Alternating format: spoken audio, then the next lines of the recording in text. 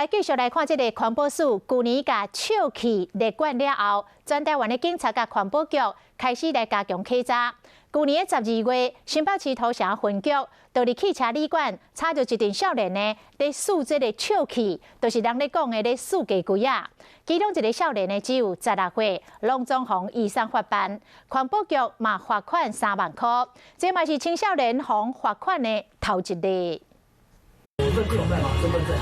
自从笑气列管了，全台湾的警察局甲环保局联合稽查，即摆又有未成年的人数这个笑气。去年12月，伫土城有4个少年人伫房间内准备真侪鸡龟甲笑气要庆祝，4个人拢还未满18岁，其中一个敢若16岁尔，当场被移送，被人罚3万块。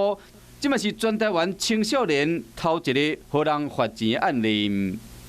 在我们查获的33人里面据我们统计，大概有1/3都是未满18岁的未成年人了，可以显现这个笑气其实对青少年已经有一定的一个影响我没有，我这款有啥？跟你输。